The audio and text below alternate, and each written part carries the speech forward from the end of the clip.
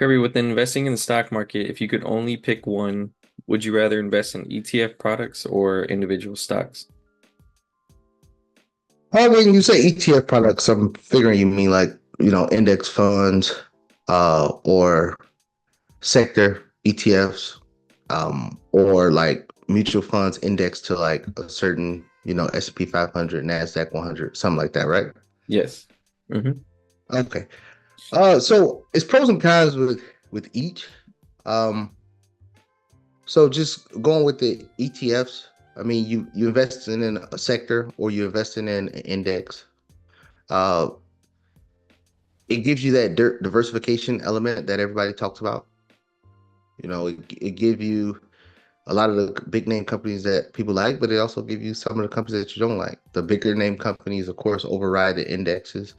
But if you believe in just the ideal or concept, you know, like let's say airlines, you can, invest in, the jet ETF or something like that. You just believe in that whole sector. That's a good avenue to do it. But also, it could be a lot of winners and a lot of laggers in a certain sector or index. I mean, if you look at the Nasdaq index, the QQQ or the SP 500, SPY, most of that right now is being driven by maybe 7 to 10 companies. The rest of the companies are lagging the rest of the market.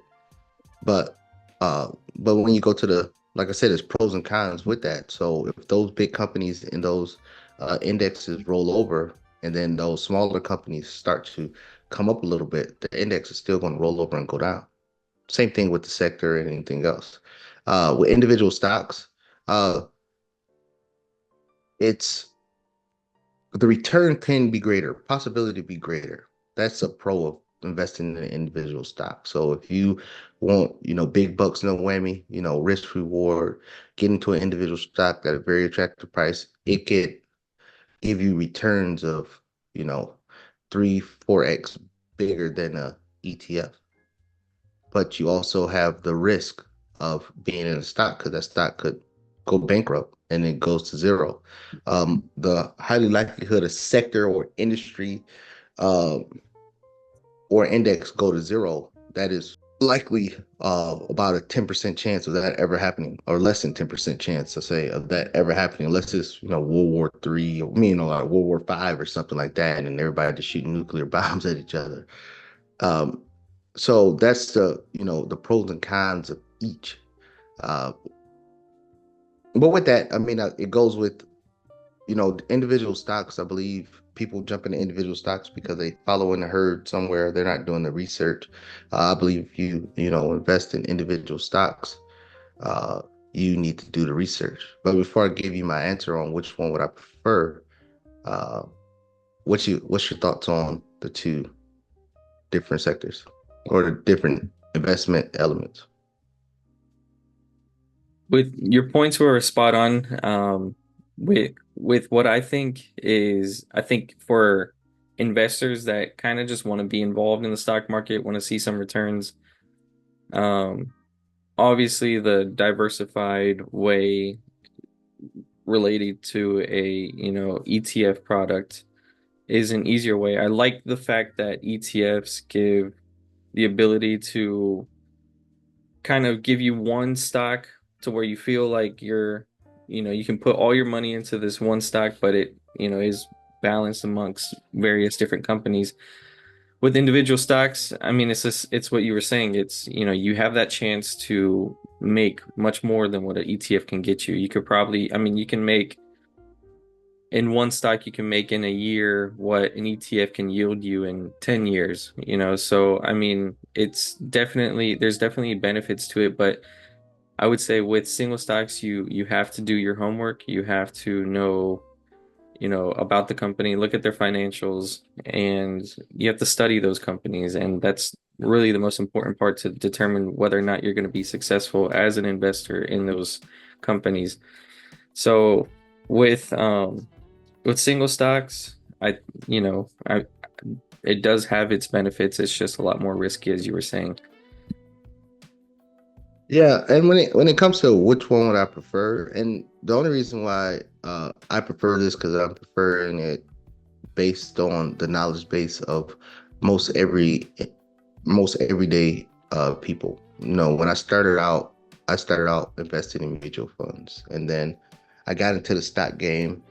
Uh, didn't know what the hell I was doing, so I was just throwing money out the window, and then of course gain knowledge, and then gained the aptitude to know how to read financials, know how to listen to conference calls, know how to read earnings statements, know how to read quarterly reports, and all the things that go along with it.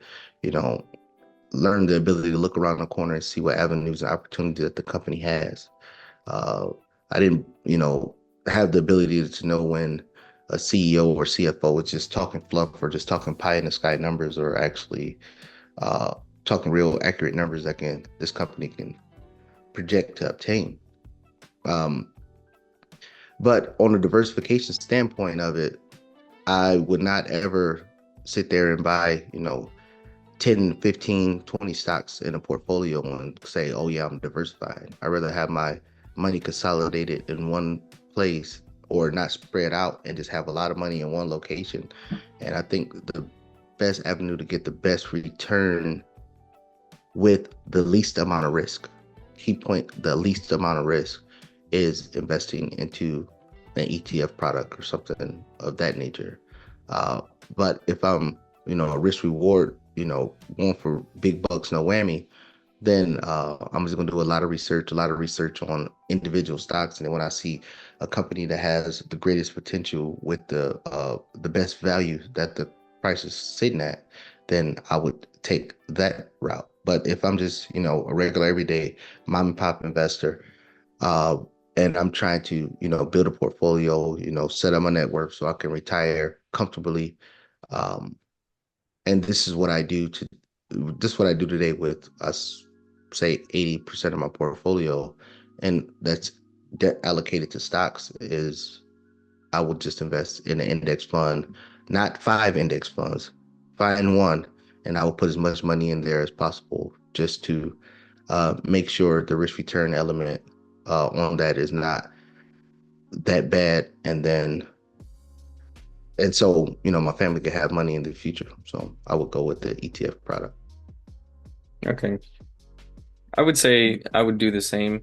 And just for the purpose of you can't really tell what the market's going to do or like what stocks are going to do.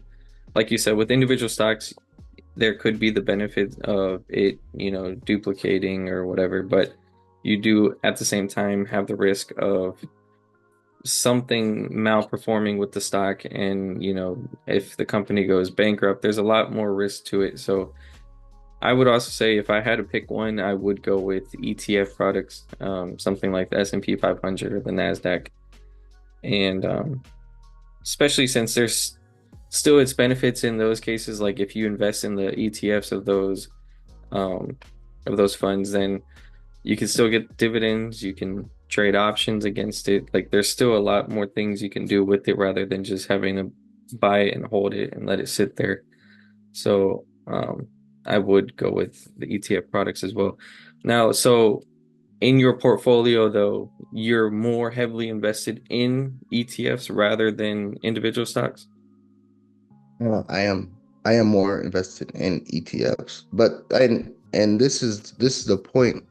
Just think of it like this. We went through the dot-com bubble.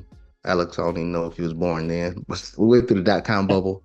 We went through the great financial crisis. We went through COVID, and the S&P 500 index still averaged a 10% return over that. And we had those three catastrophic events in a 20-year, 25-year time span, and it still averaged 10% annual returns or more, annual returns over the past 30 years. And it goes back, hundreds of years. It's averaging 9 to 11% return. Now it's a lot of companies during the dot-com bubble, just because you had .com on the back of your name, and if people jumped in hand over fist in there, and then it went belly up. I mean, we can point at one, Yahoo. Mark Zuckerberg sold, his company to Yahoo. Yahoo had a chance to buy Google and all that, and Yahoo At one time, people might not believe it. Yahoo was the number one search engine out there. Now, if you plowed all your money into Yahoo, you probably have little to no money now. But if you would have invested your money in the Nasdaq 100 ETF or the S&P 500 ETF, where Yahoo was a part of at one time, you still average a 10% return over that same period. Again, the great financial crisis, the dot-com bubble, which was the reverse attack on the Nasdaq that I ever seen, um, and the COVID, and you still have a return. But if you go out there searching for individual stock and you don't know what you're doing, don't know the research, you can possibly be sitting there with the same amount of money you invested 25 years ago or little to no money that you invested 25 years ago. So that's the aspect and avenue of why I would always recommend most people just find the ETF that fits your financial needs. That is, you search for diversity, get the diversity in that one ETF, and you got the SPY, the QQQ, you got VOO, you also got mutual funds that's indexed to these different index funds. The Russell 200, if that's your game you play, and that gives you all the diversification you need. You just plow as much money as you can in those, and just let it ride and just, have a comfortable ride to the sunset when you hit the golden years to make something happen. With that, guys, let us know which one you would prefer to invest in. Don't forget to hit the like button, share this video, and subscribe, and we'll see you guys on the next one.